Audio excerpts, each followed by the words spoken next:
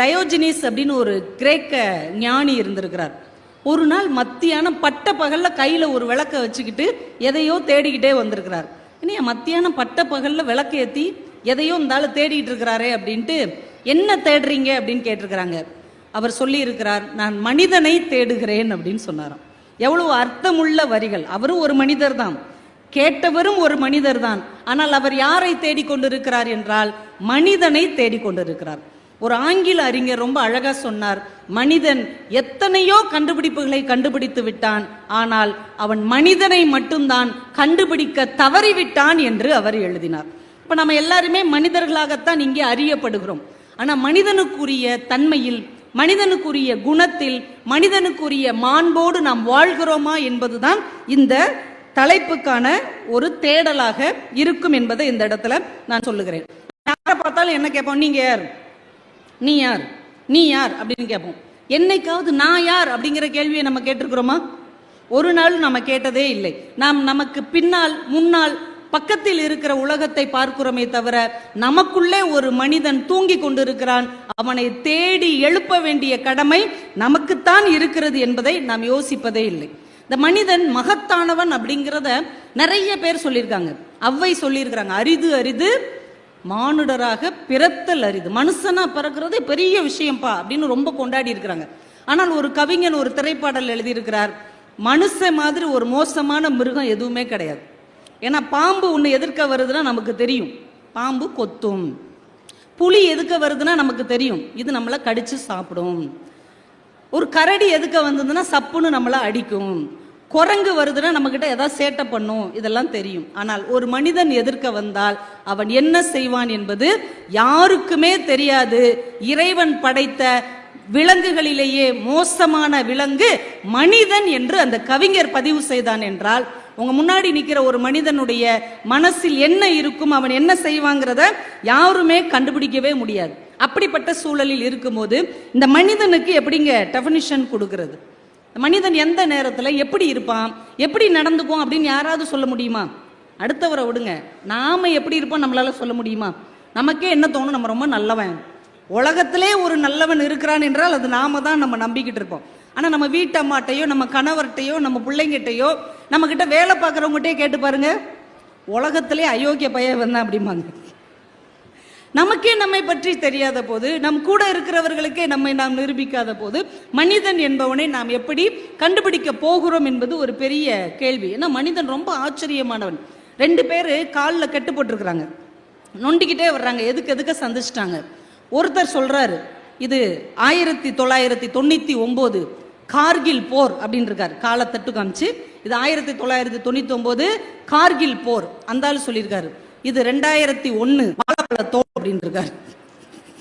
அவர் எவ்வளவு பெருமையா இந்த போர்ல காலை இழந்தேன்னு சொன்னா அப்படியான ஆச்சரியப்பட்டுட்டு போறதை விட்டுட்டு இருந்தால் இது வாழைப்பழ தோல்ல அடிபட்டது. மனிதன் எந்த நேரத்தில் எப்படி பேசுவான், எப்படி நடந்துக்குவான் நம்மளால கண்டுபிடிக்கவே முடியாது. 1000 மனிதர்களை கொன்று குவித்து கொஞ்சம் கூட வருத்தப்படாத ஹிட்லர் கடைசி நேரத்தில் தான் வளர்த்த நாய்க்கு நஞ்சு கொடுத்து விட்டு ஏங்கி ஏங்கி அழுதாராம்.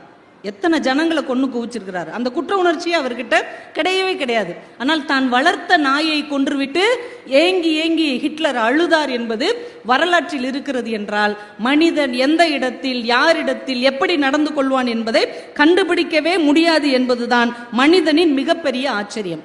ஜி நாகராஜன் அப்படின்னு ஒரு எழுத்தாளர் இருக்கிறார். அவர் தான் மனிதனுக்கு ஒரு அழகான டெஃபினிஷன், ஒரு சிறப்பான வரைவிலக்கணம் தந்தார். மனிதன் மகத்தான சல்லிப்பயல் அப்படின்னு சொன்னார். மனிதன் மகத்தான சல்லிப்பயல். நல்லா யோசிச்சு பாருங்க, எந்த ஒரு மனிதனும் 100% நல்லவனாகவும் இருக்க முடியாது, எந்த ஒரு மனிதனும் 100% கெட்டவனாகவும் இருக்க வாய்ப்பே இல்லை. 90% கெட்ட மனிதன் கூட ஏதாவது ஒரு நல்லது செஞ்சிருப்பார். 100% நல்லவராக நாம நம்புகிற ஒரு மனிதன் கூட யாருக்கோ ஏதோ ஒரு தீமையை நிச்சயம் செய்திருப்பார். அப்ப ஒரு மனிதனுக்குள் மகத்தானவனும் இருக்கிறான், மோசமானவனும் இருக்கிறான், ரெண்டும் கலந்த கலவைதான் மனிதன் என்பதை மிக அழகாக ஜி நாகராஜன் என்கின்ற எழுத்தாளர் பதிவு செய்திருக்கிறார். சரி, இந்த மனுஷனுக்கு என்ன வரைவிலக்கணம் கொடுக்கலாம் அப்படின்னு கிரேக்க ஞானிகள் எல்லாம் உட்கார்ந்து ஒரு நாள் தீர்மானம் பண்ணாங்களாம். நீங்க நிறைய ஆங்கில வார்த்தை நம்ம படிப்போம் இல்லையா, டெஃபனிஷன் அப்படின்னு நீங்க படிக்கும்போது ஒன்று கிரேக்கத்துல இருந்து வந்திருக்கும், இல்லைன்னா லத்தீன்ல இருந்து அந்த வார்த்தை மருவி வந்திருக்கும். நிறைய வார்த்தைகளை இந்த உலகத்துக்கு கொடுத்த இந்த கிரேக்கம் மனிதனுக்கு வரைவிலக்கணம் கொடுக்கணும்னு முடிவு பண்ணிடுச்சு. காலையில 9 மணிக்கு எல்லா அறிஞர்களும் ஒரு பொது இடத்துல கூடுனாங்க. மனிதனுக்கு இன்னைக்கு வரைவிலக்கணம் கொடுத்தே தீரணும் அப்படின்னு ஆளுக்கு ஒன்று சொல்றாங்க. மனிதன் அப்படிப்பட்டவன், மனிதன் இப்படிப்பட்டவன், யார் என்ன சொன்னாலும் அவன் அந்த எல்லைக்குள்ள அடங்கவே இல்லை. சரி, கடைசியா ஒருத்தர் சொன்னார், நான் ரொம்ப எளிமையா ஒரு வரைவிலக்கணம் சொல்றேன், இது மனிதனுக்கு கண்டிப்பா பொருந்தி போகும், நீங்க எல்லாருமே ஒத்துக்குவீங்கன்னு நினைக்கிறேன். சரி சொல்லுங்க. உடனே அவர் சொன்னார், மனிதன் என்பவன் 2 கால் பிராணி, 2 கால் உள்ள ஒரு உயிரினம். ஆமா சரிதானே, எல்லா உயிரினமும் 4 காலோட இருக்கு, மனுஷன் 2 காலோட இருக்கான், சபாஸ் இதோட முடிச்சுக்குவோம் அப்படின்னாங்க. ஒருத்தர் சொன்னார், ஒரு 5 நிமிஷம் இருங்க, அவசரப்படாதீங்க, இந்தா வந்துடுறேன்ட்டு ஓடி போனார். போயிட்டு 5 நிமிஷத்துல கையில எதையோ ஒரு துணியை வச்சு மறைச்சிட்டு வந்தார். என்னப்பா கொண்டு வந்திருக்கிற? டக்குன்னு அந்த துணியை எடுத்து காமிச்சார். உள்ள ஒரு கோழி இருந்தது. என்னது இது அப்படின்னாங்க. இதுதான் மனிதன் அப்படின்னாரு அவரு. எப்ப இது மனிதன் இல்லப்பா, கோழி. இல்ல, நீங்க என்ன வரைவிலக்கணம் கொடுத்தீங்க? மனிதன் என்பவன் 2 கால் கொண்ட பிராணி என்று சொன்னீர்கள் இல்லையா, இதுவும் 2 கால் கொண்ட பிராணி தான், அப்ப இதுவும் மனிதன் தானே அப்படின்னு. அப்போ கொஞ்சம் குறை இருக்கத்தான் செய்து. சரி இப்படி மாத்திக்குவோம், மனிதன் என்பவன் இறகுகளே இல்லாத 2 கால் பிராணி அப்படின்னு அந்த மனிதர் திரும்பவும் சொன்னார். இருங்க இருங்க அவசரப்படாதீங்க, இப்ப 5 நிமிஷத்துல வந்துடுன்னு மறுபடியும் அவர் ஓடினார். திரும்ப எதையோ மூடி கொண்டு வந்தார். என்னன்னு திறந்து பார்த்தா அந்த கோழியில உள்ள எல்லா சிறகுகளையும் அவரு பிடுங்கிட்டார். இப்ப சொன்னார், இதுதான் நீங்க சொன்ன சிறகுகள் இல்லாத 2 கால் பிராணி, அப்ப இதை மனிதன் நீங்க ஏத்துக்கலாமா? கடைசியா எல்லா அறிஞர்களும் ஒன்று சேர்ந்து உட்கார்ந்து பேசி ஏக மனதாக ஒரு முடிவெடுத்தார்கள். ஒரு நாளும் மனிதனுக்கு வரைவிலக்கணம் கொடுக்கவே முடியாது, அதுதான் மனிதனுடைய சிறப்பு என்று அவர்கள் தீர்மானம் செய்தார்கள். வரைவிலக்கணம் தரவே முடியாது என்று வரைவிலக்கணம் தரப்பட்ட ஒரு உயிரினம் மனிதனாக மட்டும்தான் இருக்க முடியும். இதுக்கெல்லாம் கைத்தட்டலாம், ஒன்றும் தப்பு கிடையாது. எல்லாரும் தண்ணி பாட்டில் வாங்குறதுலையும் பரபரப்பா இருக்கிறீங்க, நான் கொஞ்ச நேரத்தில் முடிச்சிருவேன், இல்லை கொஞ்சம் கவனிச்சு கேட்டா தானே நம்ம ஏதாவது சொல்ல முடியும். மனிதனை எந்த அளவுகோலுக்குள்ளேயும் நம்மளால அடக்கவே முடியாது. அவன் ரொம்ப விசித்திரமானவன், நம்ம ரொம்ப வினோதமானவனாக இருப்பான். மனிதனை கண்டுபிடிக்கிறதே ரொம்ப கஷ்டம். அதனாலதான் ஒரு அறிவியல் கண்காட்சியில 3 பெட்டியை சின்ன பிள்ளைங்க பள்ளிக்கூட மாணவர்கள் தயார் செஞ்சு வச்சிருக்கிறாங்க. 3 பாக்ஸ் இருக்குது. அவங்களுடைய ஆங்கில ஆசிரியரை கூப்பிட்டு, ஐயா அந்த டப்பாவை எல்லாம் தரங்க அப்படின்னு இருக்காங்க. முதல் டப்பால என்ன எழுதியிருக்குன்னா, இதற்கு பல்லில் விஷம் அப்படின்னு எழுதியிருக்குது. அவரு என்னது இதுன்னு டக்குன்னு திறந்து பார்த்தா உள்ள ஒரு பாம்பு படம் ஒட்டி இருக்கிறாங்க. ஆமா இதுக்கு பல்லில் விஷம் சரிதான் அப்படின்ட்டு அடுத்த டப்பாவை திறக்கிறார். அதுல என்ன எழுதியிருக்குன்னா, இதுக்கு கொடுக்கில் விஷம் அப்படின்னு எழுதியிருக்கு. அப்ப இது என்னவா இருக்குன்னு திறந்து பார்க்கிறார். ஒரு பெரிய தேள் உருவ படம் வரைஞ்சிருக்கிறாங்க. ரொம்ப சரி. அந்த 3வது பெட்டியில இதற்கு உடம்பெல்லாம் விஷம் அப்படின்னு எழுதியிருக்கு. இப்படி ஒரு ஜீவனை நம்ம கேள்விப்பட்டதே இல்லையேன்னு திறந்திருக்கிறாரு. கண்ணாடி இருந்திருக்கு, இவர் முகமே அதுல தெரிஞ்சிருக்கு. ஒரு மனிதனுடைய புகைப்படம் ஒட்டி இருந்தா கூட யாரோ ஒரு மனிதன்ட்டு போயிடலாம். ஆனால் கண்ணாடி ஒட்டி இருந்தார்கள் இல்லையா அந்த மாணவர்கள், ரொம்ப தெள்ளத் தெளிவாக சொல்லிவிட்டார்கள், உடம்பெல்லாம் விஷம் கொண்ட உலகின் ஒரே உயிரினம் மனிதனை தவிர யாரும் கிடையாது. இது ஏன் சிறப்புனா, உடம்பெல்லாம் அது விஷம் வச்சிருக்குங்கிறத யாருக்கும் சொல்லாது. சிரிச்சுக்கிட்டே இருக்கும், அழகா இருக்கும், நல்லா ட்ரெஸ் பண்ணியிருக்கும், பக்கத்துல உட்காந்துருக்கும், தோல்ல கை போட்டிருக்கும், பின்னாடி குழி தோண்டிக்கிட்டே இருக்கும்.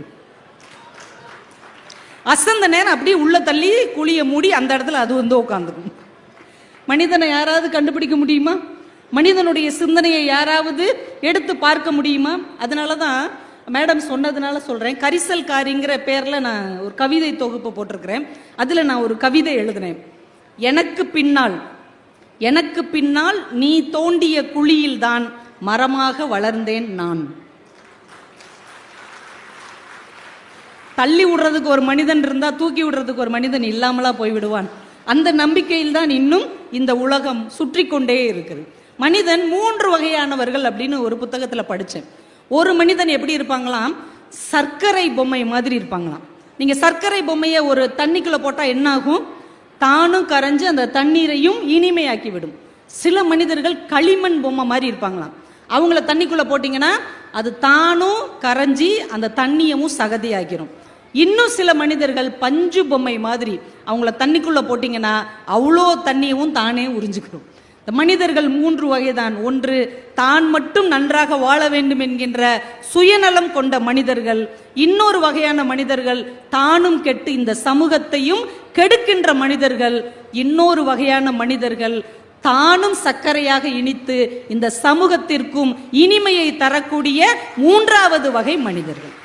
நாம எந்த இடத்திற்கு பயணம் போகிறோம் என்பதை நமக்கு அளவுகோலாக கொடுப்பவைதான் இலக்கியம் என்பதை நாம புரிந்து கொள்ள வேண்டும். வாரியார் சுவாமிகள் தான் சொன்னார், நீங்கள் புராணங்களை, இதிகாசங்களை, காப்பியங்களை எல்லாம் அது கடவுள் தன்மையோட மட்டும் பார்க்க கூடாது, அது மனிதனுக்கு என்ன சொல்ல வருகிறது என்பதை கவனித்து பார்க்க வேண்டும்னார். கம்பராமாயணத்தில் அவர் 3 கேரக்டர் எடுத்தார். 3 பேர். மனிதன் எப்படி இருக்கக்கூடாது, ஒரு மனிதன் எப்படி இருக்கலாம், ஆனால் ஒரு மனிதன் எப்படி இருந்தால் இந்த உலகம் அழகாக இருக்கும். இதுக்கு 3 பேர் கம்பராமாயணத்தில் வர்றாங்க.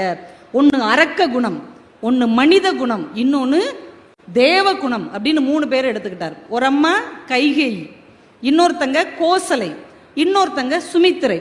இந்த 3 பெண்களை வைத்து இந்த நூற்றாண்டிலும் மனிதன் எப்படி இருக்க வேண்டும், எப்படி இருக்கக்கூடாதுங்கிறதுக்கு ஒரு வரைவிலக்கணத்தை வாரியார் அவர்கள் கொடுத்தார்கள். கைகேயி என்ன பண்ணாங்க, தான் மகனுக்கு அரசாட்சி கொடுத்தாங்க. கொடுத்ததும் இல்லாமல் என்ன பண்ணாங்க, தனக்கு பிடிக்காத மகனை காட்டுக்கு அனுப்பிட்டாங்க. ஒரு மனிதன் இப்படிப்பட்டவன் தான், அரக்க குணம் படைத்தவன். தான் நல்லா இருக்கணும், அடுத்தவன் நல்லா இருக்கவே கூடாது. இப்படி மனுஷங்களை நீங்க உங்க வாழ்க்கையில பார்த்துருப்பீங்க. நல்லா யோசிச்சு பாருங்க. இப்படி யாராவது ஒரு மனிதர் உங்க வாழ்க்கையில என்னைக்காவது ஒரு நாள் உங்களை குறுக்க கடந்து போயிருப்பார். அவர் மட்டும்தான் நல்லா இருக்கணும், மற்றவங்க யாரும் நல்லா இருக்கவே கூடாது. இது ஒரு குணம். இன்னொரு குணம் கோசலை.